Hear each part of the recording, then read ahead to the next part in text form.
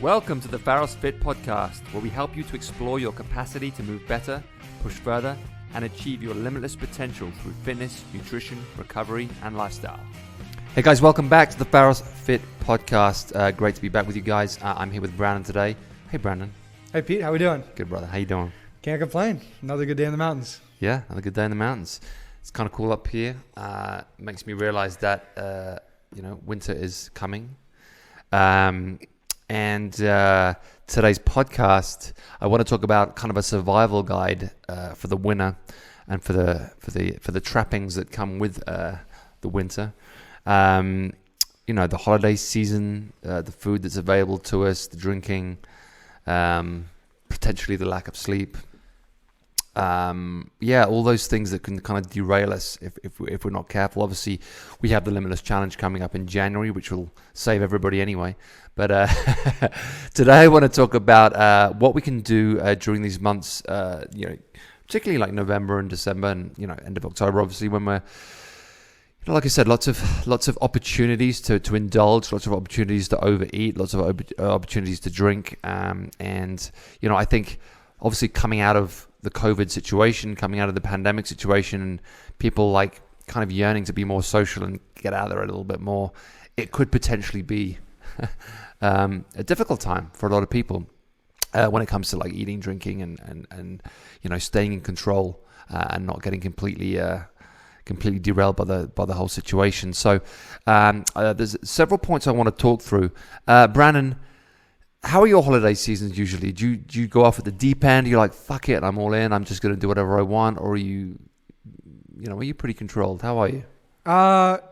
It depends. I know in the last community house I lived in LA, I love doing a big Thanksgiving. And I've done some semi-professional chef work. So, I'm up early, got some cold brew horchatas going. That day's more like a party, Yeah. It's going all the way through. But, for the most part, we're in America, we're in a warm climate, kind of keep going. Everything kind of stays normal. You don't really slow down because it's winter. Right. Everything is just geared to keep moving in a direction. So, there's not much slowdown that comes. Yes, I've noticed in the past issues with if you do go someplace, I went to New York when I lived there. It was with my girlfriend at the time. And it's just wait, we're just paying to go inside a place. To get a drink. Because it's so cold you can't be outside. So cold, and it's just I'm just going in here to pay $20 for another alcoholic beverage. Just to stay out of the cold. And then you wake up that next day, it's oh man, I don't even want to leave this cave that I'm hibernating in. Right. With 10,000 other people in the building to go work out and train. What's the point? I'm wearing all these clothes anyways. The more little fat on me, the better. So, it's really tough in the colder environments. The warmer it is, easier I can stay. Yeah, and obviously some of you guys may be listening from cooler climates. So I think, I think the colder it is, probably the harder it is to not overdrink, to not overeat, and to actually get outside and do things, and to keep that habit of movement, let's call it, to keep that going through the winter months. Because you're right, it's so tempting to just hibernate. Yeah, I mean, think about our process as being a human being. It went from we did kind of have to hibernate. We ate less because there was less around. Right. And we just did less. So we didn't burn as much calories. Interesting. We are now in the exact reverse. We have so much excess and stuff around us. And we want to show that we're so grateful and appreciative and happy these that days we gorge. These days we hibernate in a pantry. We used to hibernate in a cave. Yeah. Okay, so let's move on to point one. So my first thing I want to highlight is you have to be realistic. When you're not realistic, when you have too high an expectation of yourself, when you try and be too strict, too rigid with yourself, it's just so easy to get derailed and just push the fuck it button. So I would urge you to be honest, to be realistic, and just say, look, these aren't going to be the best 2 months for me. There's going to be times when I'm going to drink. There's going to be times when I'm going to eat the wrong thing, and that's okay. I know it's going to happen. It's going to be 2 months. And I'm going to be honest with myself. I'm not trying to be my most competitive self right now. We always saying at Pharos Athletic Club, we want you to be the best version of you that you can be. But that means you have to have a little bit of give and take. That means you're not going to be 100% the entire year round. You're not always going to be, perfect. and allow yourself like little dalliances and little treats here and there, because if you don't, the potential is, like I said, to just go off at the deep end. And what I always think of Dodgeball at the end, where he like is sitting there with the pizza and, and all that, surrounded by everything that he's denied himself for the last 20 years, like just gorging on everything, because it's been such a denial that once the wheels come off, it's like, yeah, I'm just going to have at it. That's the moderation of everything, It's just like trying to find the balance. Like I'm trying to, drop all the cigarettes, coffee, but like you still can't just go completely cold turkey. You can't go cold turkey. That's a shock to the body. These things are drugs, and it's like you have to find that balance. And I didn't get a good point of that till I was in Iceland, because I was asking them, what do you guys do in the winter? Like, right. If it's this crazy here and it's slow, it's like, well, we just kind of really all do slow down. The society slows down a little bit. We do stay indoors more. We have teas. We read a lot of books, and just really take some time to ourselves. And it was like there's nothing wrong with that. No, you can't just go against the grain and expect it to work out for you. You have to this is the reality of the situation. This is what's going to happen. I'm going to deal with it. I'm just not going to be a fucking slob about it. I'm going to manage it. I'm going to, like I said, accept the fact that I'm probably going to be outside less. I'm probably going to be moving somewhat less, and I'm probably going to have a drink and eat things that I shouldn't. But I'm not going to go crazy with it. I'm just going to be honest with myself and take each day as it comes and manage the situation. I think that's the way to do it, rather than saying, this is exactly what I'm going to do for the next 2 months. This is exactly who I'm going to be, and I'm not going to fall off the wagon, and I'm just going to be completely strict. It's just not going to work. And in my experience, when people try and do that, they get derailed, and when they get derailed badly. It's a big fall. We're here to make new, not just traditions be the terms, but new, just basis of ways you do things in the rest of your life. And it's not just going to be a shock right away. We have to start laying that groundwork slow and steady, because Rome's not going to be built in a day. Right. You're not getting a six-pack in a day, or maybe ever sometimes, but how can we make sure you're geared in that direction towards having those principles for the rest of your life? And I'm going to talk a little bit more in depth about this in a little bit, but for me, it's approaching the day honestly. What I mean by that is if I know there's going to be a big meal, and I know I'm going to eat whatever the fuck I want in that meal, then I'm gonna eat less throughout the day, because I know that big meal is coming. I think a lot of people tell themselves, "Oh, I'm going to go out, but I'm not really gonna eat that much. I'm just gonna or I'm not going to drink that much. I'm going to be reserved." And then they behave normally throughout the day, and then they go out, and of course one thing leads to another, and before they know it, they've consumed way more than they promised themselves they would, just because that's the environment you're in. So I think you have to be honest about, maybe you've got a work party or a work dinner or whatever it is, and it's coming up, and it's going to happen. It's you have to be honest with yourself. So at that time in that meal, you're going to consume 1,000 calories, or however many calories it may be, probably more.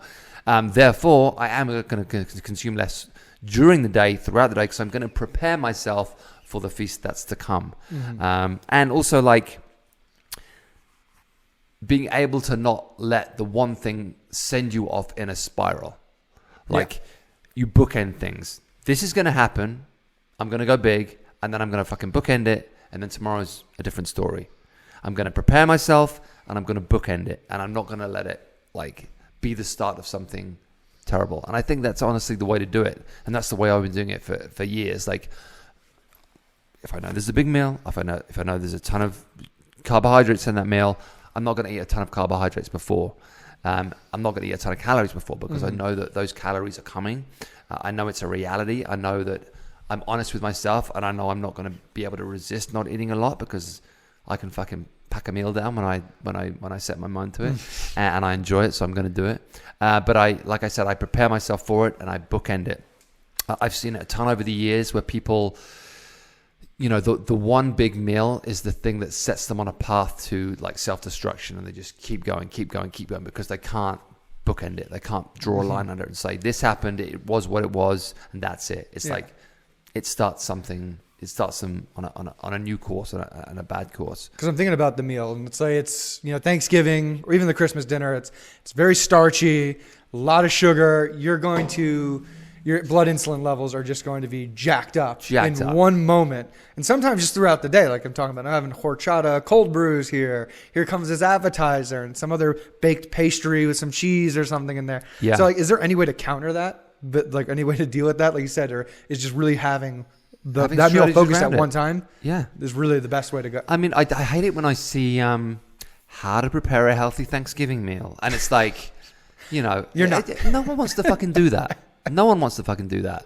Just be honest. Just enjoy the meal. You know it's coming. You know it's there. And then eat around it accordingly. And I feel the same way about, obviously, Christmas dinner. And Christmas dinner in the UK is different to what it is here. How so? 'Cause But I know Italians do it different as well. Well, Like I think you guys tend to have seafood like a meal on Christmas Eve. Christmas Eve. yeah.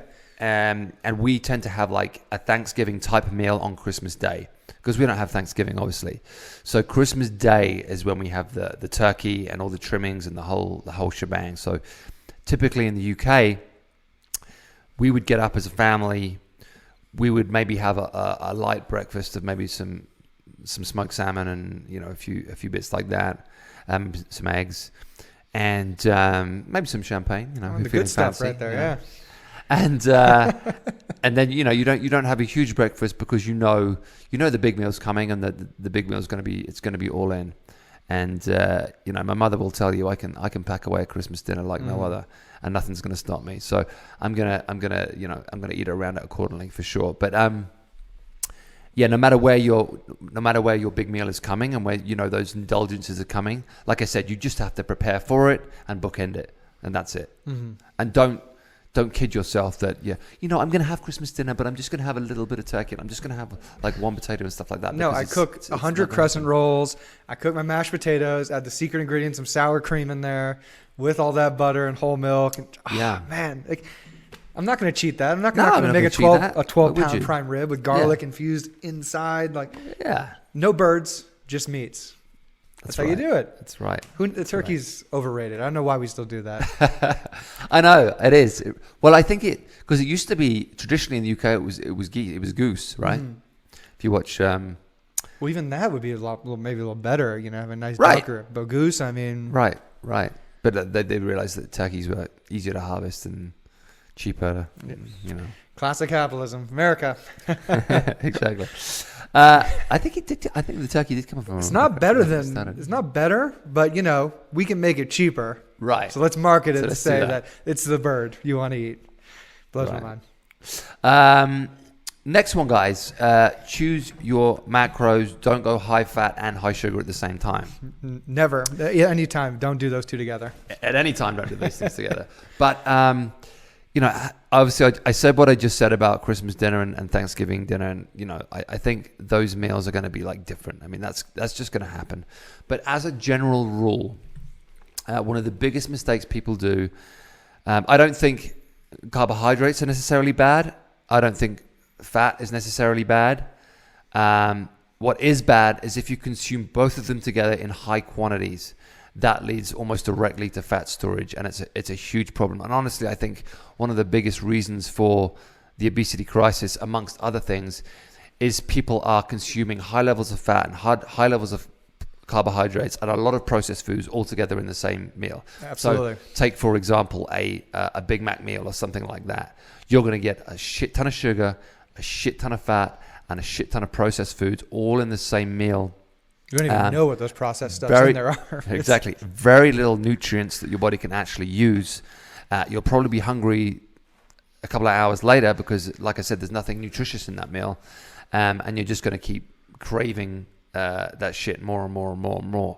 So as a general rule, pick the meals that are going to be higher in fat and don't have as much carbohydrates, and pick the meals that are going to be higher in carbohydrates and don't have as much fat. You know, I say this as a general rule throughout the year anyway, and usually we obviously, as we've talked about in the podcast before, we're going to say you're going to have that higher carbohydrate meal, the lower fat meal around your training, and you're going to have the higher fat meal, the lower carbohydrate meal, the furthest from your training.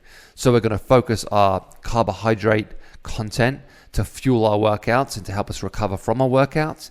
And obviously we need our fats for our hormone levels. So we're going to consume those fats like further away from training because fat slows protein metabolism. And obviously we want protein metabolism to be high around training.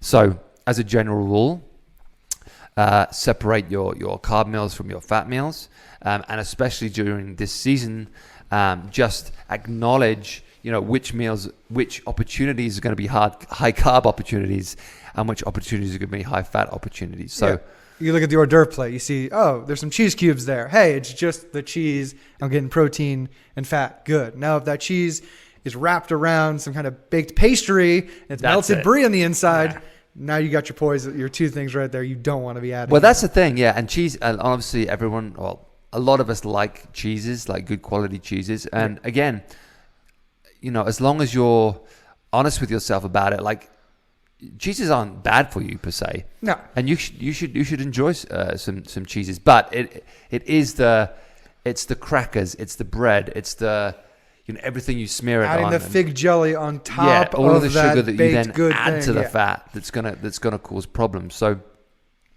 again, if you're going down that road, if you're going down the cheese road, make it a cheese and protein. So make it a meat and cheese thing as opposed to a meat and cheese and bread thing. Separate the carbs from the fats. You'll find you fare a lot better in terms of body composition. How would mashed potatoes and gravy do? Or that's another Well, one? it depends how you make the mashed potato. Because if you shove a lot of cream in that mashed potato, then you got a situation on your hands. What is that? The gravy, how fatty that gravy is too. Exactly. It just depends. Oh, man. But the Christmas dinner and the Thanksgiving, that doesn't count. That doesn't count. All bets are off on that. Good. Completely agree. Next one. Consider eating less meals per day. And I put here 2 meals per day, maybe even 1 big meal a day.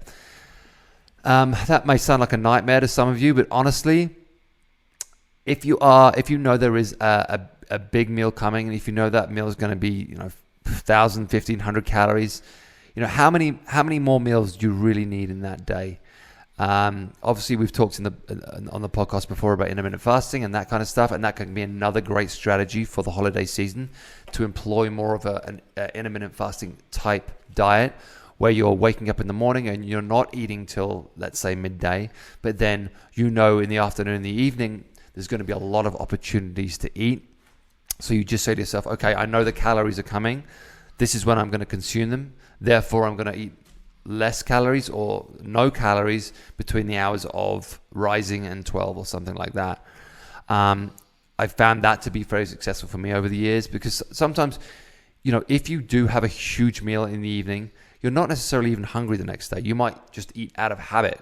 Yeah. But if you say to yourself, I'm really just going to focus my morning on hydration, maybe a little bit of caffeine, then I'm going to, obviously reduce my overall calorie content throughout the week by just saying, okay, the afternoons I know are going to be, all bets are off kind of deal. So in the mornings I'm going to be smart about it. I'm going to allow myself less calories in the morning so that I can consume more calories in the afternoon. Yeah, and again, that's just an acknowledgement. It's just an acknowledgement, and an honest acknowledgement of, listen, this is going to happen. I'm going out. I know I'm going to eat. I know the calories are coming.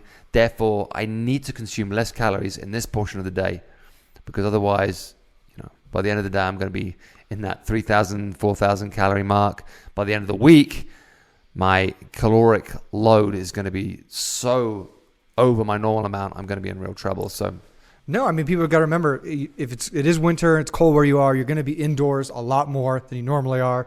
You're going to have a lot more time on your hands when you are just in your home. A lot of people do have a problem with it. Eat out of boredom. I'm one of those people where it's, hey, let me go right to the fridge. It's here. There's stuff, So take up a new hobby. Take up some extra time. That's actually a great point. And that wasn't in my notes, but I should have made a note of, have healthy snacks available. So what I mean by that is if you are going to be inside and you are going to be watching movies and you are going to be doing all these things, then, don't go out and buy a ton of Doritos and a ton of queso dip. You're better off with beef jerky type snacks, maybe some fruit, tangerines, oranges, or even tea, something that might even suppress the appetite, but something's going to keep you stimulated throughout the day. Tea would be great. It's a good replacement. Yeah. Things that just aren't junk, like real food, even nuts to some degree, although nuts can be very calorific, so you have to be a little bit careful with them. But at least eat real food. Don't surrender to the junk that's available to in the aisles and next to the checkout in the supermarket. Focus your snacks on real food, and just don't have that shit in the house. If the shit is in the house, you're going to eat it. Yes. That's a fact. So don't kid yourself. I'm just going to keep them in the bed. I'm not going to eat them. They're just going to be in the house just in case I have guests and stuff like that. It's like, have the stuff in the house that you would eat yourself and that you would want your guests to eat. Do them a favor. My rule is if it's not naturally bright and colorful and enticing, if it's on a piece of paper or plastic saying, look, it's bright, come by me, I might taste good, that's not real food. You can't go after that. If it's bright and fruit, okay, it's fruit, vegetables, good. You got your meats and chickens, everything else. But if it's not, be careful. Yeah. It's probably not. That's why like stuff like if you're having like hummus and stuff like that, like hummus dips, having like carrots and celery and stuff like that, that's a better road to go down than obviously like a ton of chips with hummus and stuff like that. Because the hummus per se isn't, again, bad, but it's the... Well, the chickpeas actually over time with the carbs, like you said, can stack up right there. Yeah. As an extra dip on a plate with a bunch of meat and veg, like it's a great side thing to have in there, for continuous dipping. Yeah. So be smart with your snacks, guys. Be smart with them. So just to recap that last point, eat 2 meals per day / eat less meals per day than you normally would because the high caloric meals are coming. So maybe don't have the same breakfast that you would normally have. Maybe don't have the same lunch that you would normally have. Let's eat with a purpose and let's realize where the calories are coming and eat accordingly, knowing that those calories are coming. Next one. This is kind of a weird thing to say. I'm excited. Guys, I don't know this one either. Drink quality alcohol. Which sounds like a weird thing to say, but there's a big difference between like drinking clear tequila and drinking 8 Jack Daniels and Coke. Or brown rum. Anything that's got more sugar. Yes, anything with sugar in. So when you're going out or when you're drinking with friends, whatever it is, make good choices when it comes to alcohol. Obviously, it sounds like an obvious thing to say, but a ton of people will make this mistake. Stay away from mixers. Stay away from sugary mixers. Like a ton of cocktails and that stuff, because it's the sugar that's going to get you. Obviously, alcohol is not great for us, but like I said, there's a big difference between drinking clear tequila and drinking, very very sugary cocktails. Or what's the one that's rum, cream and sugar, like a rum, cream and sugar. The one of my clients drinks. Not it. the White Russian. Insane. Is that the White Russian? Well, White Russian will be one of them, but it usually has an umbrella in it as well. Pina colada? Pina colada. That's it. Stay away from the pina coladas. You know who I'm talking to. I mean, listen, same strawberry daiquiri. Any of those frozen ones that are going to have extra, this much rum on the top right there. Not good for you. Drink it by itself. Have a nice fruity drink by itself. Yeah. You don't need to add that alcohol to it. And if you are going to drink wine, like drink a quality wine that isn't going to make you feel like shit the next day. Not a real like chemically wine. Like a quality. What will be a chemically wine? So a wine that's just like, if you buy like a $5 Unfortunately, wine, the more you pay, it tastes like super acidic, and you're like, this is going to make me feel terrible tomorrow. And that sensation of feeling terrible is going to send you down a dark path. It's better to like have one glass of like real like high quality wine that doesn't have a ton of other shit in there. It's just a really well processed organic wine. Mm-hmm. That generally like does not make you feel like shit. And depending on how you deal with other clear spirits, depending on how you deal with like whiskey and bourbon, that kind of stuff. Like again, if you're gonna have that, drink it neat. Don't drink it with mixers. Drink it on ice. And another point I wanted to make was, and this comes in with hydration, which we'll talk about later. But for every glass of alcohol you have a glass of water. Yeah. You will feel 100 times better the next day. 100 times better. Well, again, it's like we're talking about with don't doing the carbs with the fat. It's the same thing when you're doing those any alcohol with a sugary drink. You're setting yourself up for disaster, especially that next day with the dehydration. That's it. Your pancreas trying to make all that insulin to counteract all the sugars in your body. Right. You're going to sleep on that. Right. That's your hangover right there. That's it. Yeah. So as a general rule, 1 glass of water for every glass of alcohol. Stay away from sugary alcohols. Stay away from cocktails.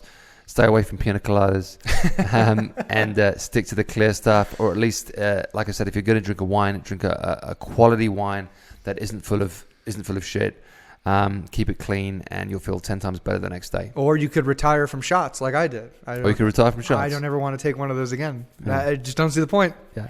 Beer and wine. Although this summer I did kind of get into sipping tequila, which I'd never really been into before. Huh. Like tequila to me was always like you're saying, it was always a shot. Like we're doing But this it's to like keep the night going or binge it out. It's like. But I think yes. you guys do like sipping tequila a lot better than we Brits do. Brits tequila was always like the slammer. It was always like, this is what you do to get fucking drunk. Yeah, we'll get the bottle of beer and then tequila shot besides, like, please. Whereas like a good quality sipping tequila, it's not so bad. Maybe you'll have to show me that next time I come up here. It's sipping tequila. I've never been know, to it. It's just taste. I know. It's not for me. That's But even the smokiness on a mezcal. That's why it has to be a good one. It can't be a, I'm open. All right. Got to be top shelf. Next one, guys. Commit to working out with friends / book appointments. Obviously, the temptation is going to be to skip the gym. You don't feel like it. Maybe you drank too much the night before. Maybe you're tired. This is why I say, like, make a commitment with friends, because they're going to be in the same situations. Like, no matter what, we're meeting at the gym tomorrow at 8 a.m. and we're gonna work out. Don't be alone. Don't try and tackle these situations alone. If you make those commitments with friends, you're much more likely to show up than if you're just trying to commit, to yourself. Make those arrangements, make those commitments, come to deals with people. Like I said, they're probably in the same situation as you and need your help as well. So if you keep each other accountable and said, no, we fucking said we were doing this, we're going to the gym, then you're much more likely to show up. And you're much more likely to like push each other a little bit and help each other through it. Obviously, if you're going to a gym like Pharos Athletic Club, then, you have the community around you and, everyone's going to push you anyway. But if you're doing open gym or, if you're in a more of a Globo type gym, then, make those arrangements, make those appointments, book times to, say we will meet at the gym tomorrow at 8 a.m. and we'll both be there no matter what, because just that agreement, just the act of agreement, gives you that, gives you that reason to show up beyond just like, I'm going to make myself go. Like, book the appointment, meet with friends, get it done. Oh, especially in a class or even like you said, that appointment when you have the hour or that 75-minute window. And now when I go to the gym, it's like, Brandon, you got 70 minutes max before you go jump in the sauna. Like, so if you don't get it done in here, right, we're out. Or if you have a personal trainer and you're going to pay the fee if you don't show up. Ooh. It's good. Book the appointment. Otherwise, you don't show up, you're losing out on that money. So book the appointment, show up.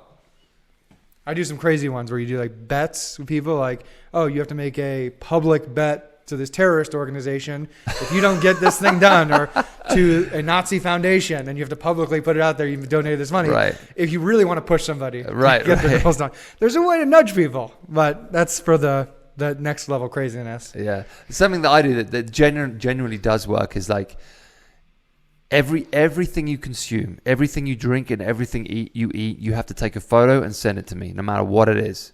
And that act of doing that makes you suddenly rethink your choices. You're like, oh, now I have this exists in reality. Someone else knows about it. I have to send it to them. It's not too shameful. Huh? It's not too shameful. I think. I don't know. With certain people, they're really sensitive about that. Like, that wouldn't be too.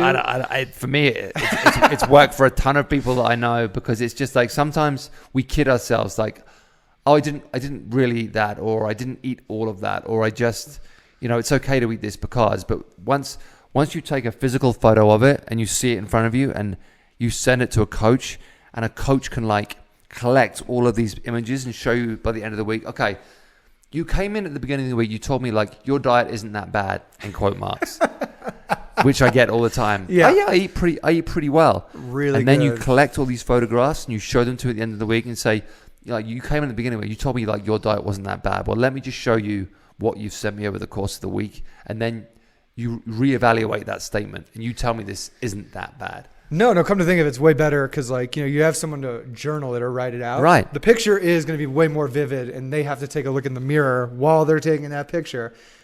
To get those results, actually, I think that is... We kid ourselves. And the amount of people I've spoken to over the years that are like, or that I see in the gym, that are in the gym day in, day out, and their body isn't changing the way it should, it's pretty much always nutrition. Like, of course, there are some outliers, like sometimes there's something hormonally going on or there's some kind of intolerance.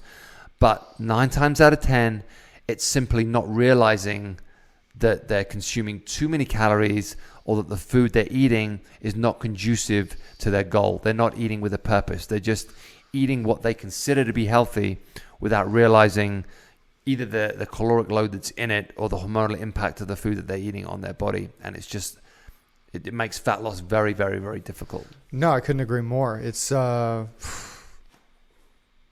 forgot my point right there, but yeah. Yeah, I mean, it is one of those things where it's like, you know, I'm showing up every day. I'm working hard. I don't understand it. Like, why is my body not changing? And it's really hard for people. It's hard to work that hard and not get results. And you know, it's disheartening, and it sometimes leads to people like quitting because they're like, well, I came in to change. I didn't change, so therefore I'm going to quit. But the reason is training must always come in coordinates with nutrition. Those two are not exclusive things. Yeah. They have to go hand in hand. And like I said, pretty much 9 times out of 10, it's always nutrition. Yeah. I mean, that's the problem with like medicine where it's just like doctor asks you in 10 minutes, like, hey, are you eating healthy? Like, I'm sure you do the same thing.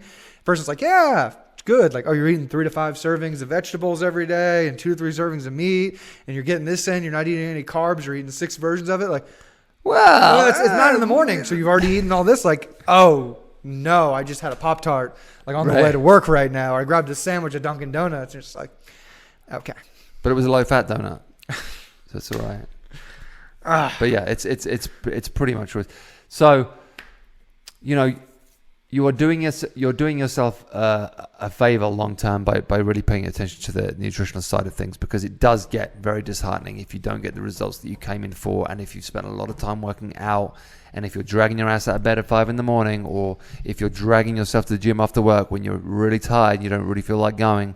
Like, if you don't marry that with attention to nutrition, then, you know, you're doing yourself a disservice. So, you know, make sure you're paying attention, and just make sure you're being honest. But I think too, once you do get consistent, you really do start questioning, like, I can't have another milkshake right now. I can't go eat a donut right now at 11 p.m. at night. Cause, having put in the work that I've put in. Well, especially when you make that connection where it's like, hey, if I do this, it is going to hinder that hour or 2 hours I put in the gym today. Right. Or that 4 hours or 6 hours I did this week. Like, you know, you kind of can actually, you know, weigh with yourself and say, okay, I don't think I want to do this. Let me find a healthier alternative. Right. Once someone does have that realization, it's all about have that synapse connection in the brain so they can relate back to it once they get to that tough decision moment. But it's also like treating yourself with respect.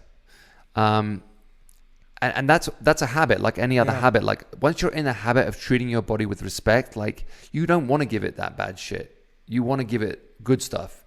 Because you respect your own body, you respect your own health, and you want to be like a healthy person, and you don't want to get sick.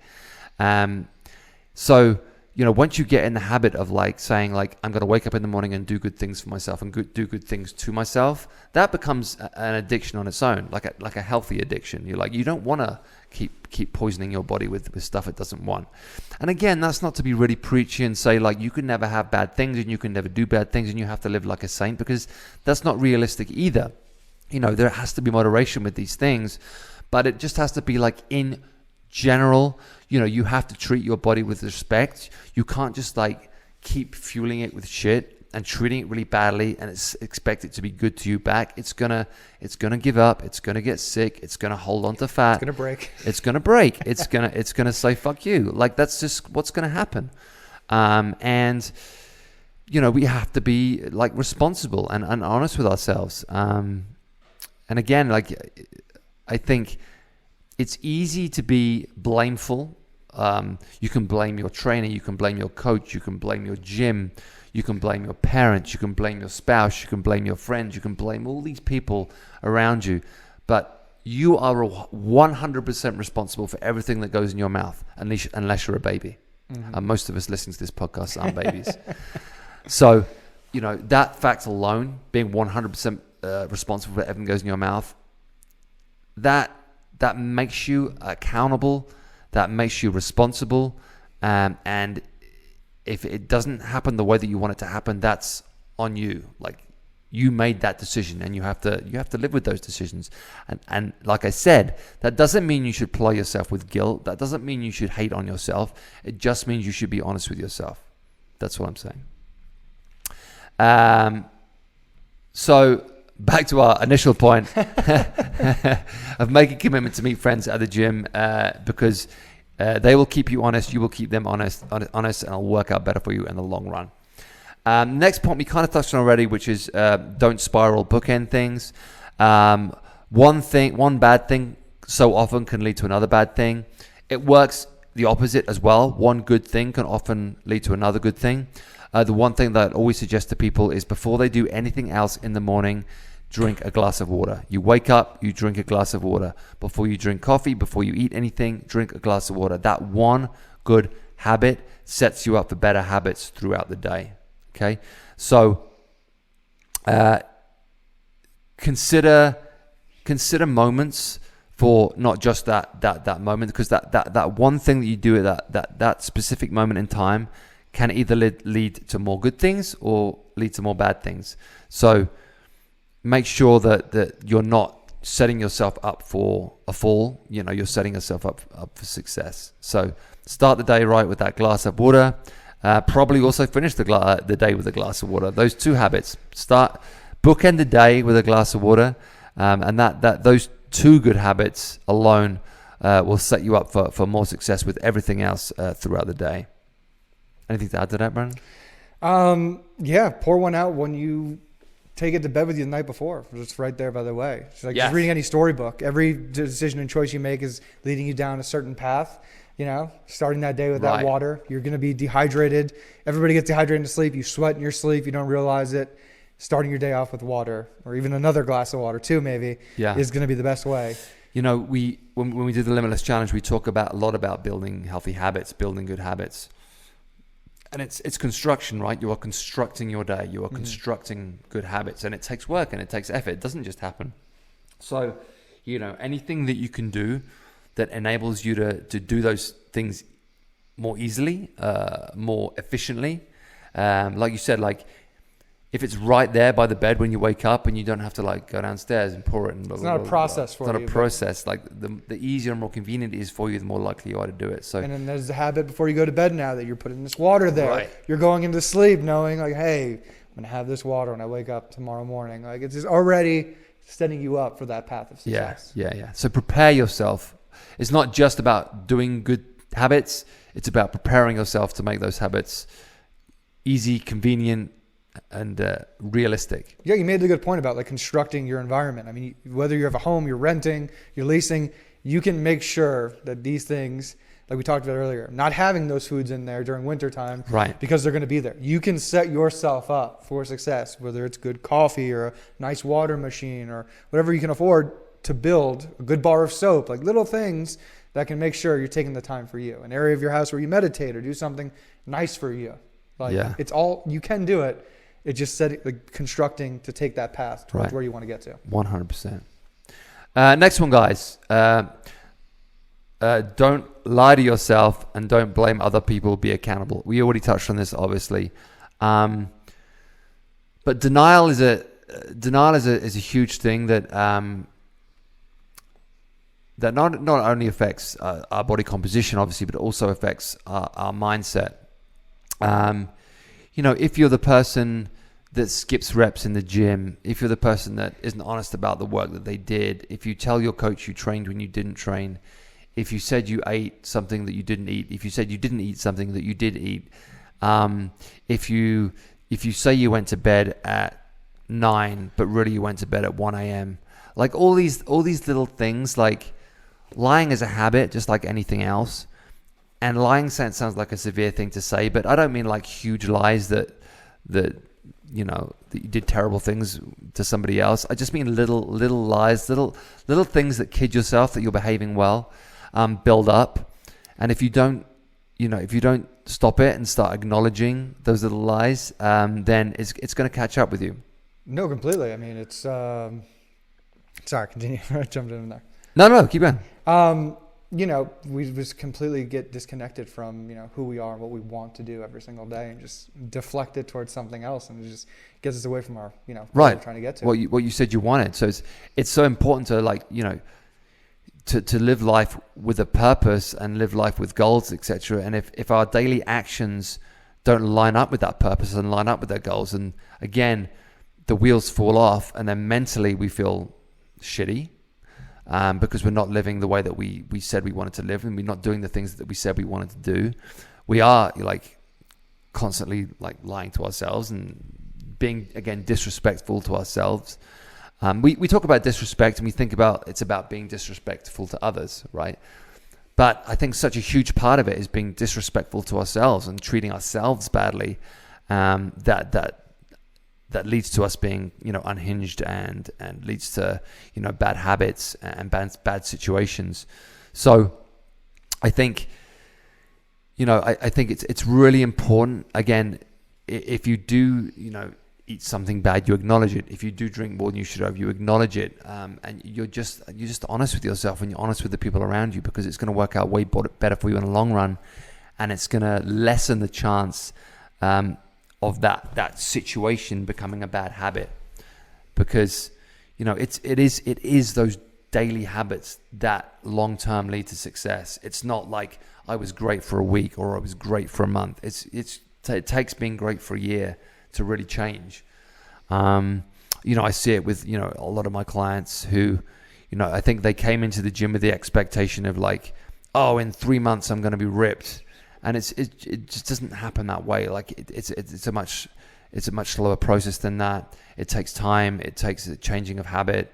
So many people have gotten so far off the path of what's really good for us and what's really healthy and what's what our bodies really need, that it takes a while to come back round. We can't expect ourselves to go from a bad situation to an amazing situation overnight.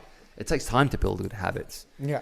And it takes to build those good habits. We have to be, again, honest with ourselves, acknowledge the bad times, acknowledge the good times, and again, be accountable.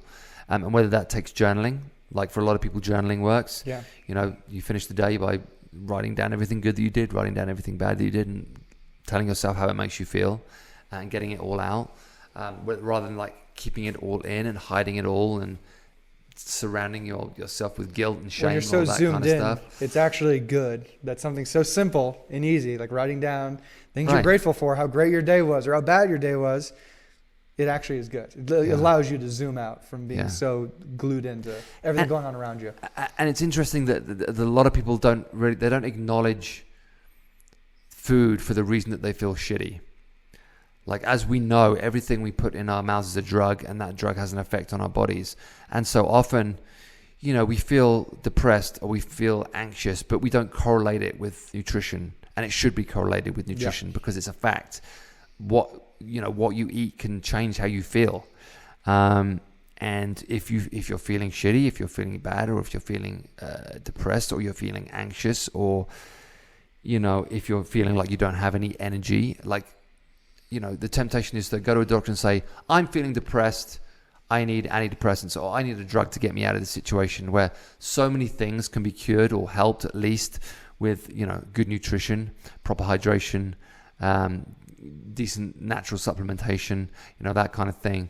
The temptation is always to jump off at the deep end and say, I need drugs to get me out of this pickle. Yeah. Well, understanding how your body works. A lot of people don't realize they have adverse reactions because when you eat a dish, it's got so many things in it. You don't know, is it the nightshade vegetables? Which a lot of people don't know. Right. And those things just tear up their insides. And it's I shouldn't actually eat tomatoes or red peppers or green peppers or any pepper at all, because it's just my body is allergic to it. And the same thing with alcohol. Some people don't even know that they have even a gluten allergy, not a gluten intolerance, but an allergy. And getting a better understanding of what you put in your body and how your body reacts to it. Or being deficient in things. So being deficient in vitamin D, being deficient in B12, that kind of stuff. People feel tired and people feel they don't have any energy, and people get sick a lot. And they don't understand why. And so often it's just deficiency. They're deficient in certain minerals and vitamins that they should be getting from their diet. And if they're not getting them from their diet, they should be getting from supplements. Yeah. But of course, the temptation is to to go to the doctor and say, I need a pill for this. Or just say YOLO, like whatever, I'm gonna live forever. But like just like the point you started on here, everybody gets handed 5 cards. Everybody's cards are different. Someone's got a really good deck. Someone's got a shit deck. Like, you've got to find a way to take with those cards, which is your own personal situation, and how to make this the best reality as possible. I'm not saying anybody's harder or easier. It is going to be harder, or it is going to be easier for some. You got to figure out what to do with it. Next 2 things, guys. 2 kind of like restorative practices that can help. Infrared saunas and cold showers / ice baths. I know I've talked about this before, but you'll be amazed how good you feel after either a cold shower, as hard as it is to get in a cold shower in the winter, an ice bath, again, very, very hard to get into in the winter, or an infrared sauna, which is always nice to get into. But when we talk about blood flow, when we talk about like fresh nutrients getting around the body, when we talk about fresh oxygen getting around the body, when we talk about reducing inflammation, all that kind of stuff, we talk about detoxification, like stuff like infrared saunas, ice baths, cold showers, doing that and making that a habit, maybe every day if you can, but at least a couple of times a week, you'll feel 10 times better. The infrared sauna at the gym is very popular. People get in that. Brandon's a big fan. You get in that thing. How long do you go in there for? 20 minutes? 15 for the short time, but up to 30 sometimes. 15 to 30 minutes. Get out there, jump in a cold shower, you feel fantastic. Don't cold plunge after. Cold shower, yes. Not cold plunge. Too big of a shock? It's too big of a shock. Ben Greenfield actually has a good study he actually did with that. It's that one's too much of a shock for the system. Cold shower, though, perfect. Yeah, perfect. Actually, so at the lodge, like right beneath this where we're sitting right now, we have a hot tub, like a Scandinavian hot tub, which is super hot. Yeah. And then a cold shower next to it. And the best thing, like I get in that hot tub for a bit, jump out, get in that cold shower for a bit, jump back in the hot tub, jump back in the cold shower, do that 3 times. Oh yeah, the contrast with the hot and cold tubs. We used to do that in college, and everybody like Finland does that, where they go ocean into the hot tub. That one's good, but it's just like for some reason with the sauna and the cold plunge, too much. It's not gonna. You're heating up your body inside, and then you're going externally with that, and your body's trying to keep up with the heat inside. Obviously, we're talking about fancy things here, like saunas and hot tubs, but even just hot shower, cold shower, hot shower, cold shower, hot shower, cold shower, they'll have a similar effect. Mm-hmm. Not as great, but it will have a similar effect. So consider something like that. It'll freshen you up. Again, send fresh oxygen around the body, open the capillaries, and get those nutrients around the body, get that blood flowing, and pull you out of a dark place often. We talked about hydration a little bit. Super important, obviously, to hydrate during this time. Again, probably, potentially drinking too much alcohol, not sleeping enough, trying to work out, trying to sweat it all out, losing a lot of salts, that kind of stuff. Like, super important to hydrate. Super important to take in some electrolytes. I usually try and get people to drink a gallon of water a day, the gallon challenge during the limitless challenge, especially. But this would be a great time to start that practice, even if it's not a gallon, just like maybe just half a gallon a day. Like just start increasing your water intake and your hydration. I guarantee you'll feel a lot better. Just having your own water bottle around, and refilling it, whether it's a shake, you have to have your protein in or whatever, like it does help. You can know, like, hey, I got 6 of these in today, or even got 3, I got a half gallon in. Like, it does something. It does something. And people always ask me, like, what supplements do you take? I'm telling you now, the best supplement in the world is water. And it's not really a supplement, but it's the best thing you can do for yourself. You'll get the best results from drinking more water, more times than not. The last point I wanted to make, and it might sound kind of ridiculous, because it's like, why would I eat before I go out to eat? But sometimes, like, if you consume protein before you go out, you are less likely to overeat when you go out. You're less likely to be starving and snack on shit before you eat your main meal. So let's say you eat a chicken breast before you go out for a meal or for an evening. Often, like, and this might sound counterintuitive to the point I made earlier, but if when we go out we are starving, we are likely to grab for every snack, every hors d'oeuvre, every chip, every fucking sausage and blanket. That first piece of bread comes around with the butter. That first piece of bread, like, we'll just grab at stuff. I mean, I am 100% guilty of this. If I'm hungry enough, I will grab at anything to satiate. So don't get yourself in that state of I'm starving, because if you go out when you're starving and there's drinks and snacks available, you'll have at it. So think about, like, maybe a protein shake, maybe a chicken breast, something protein dense, because protein is relatively hard for your body to break down. It takes a while to break it down, so it's satiating, and it fills you up, and it'll help prevent snacking on junk.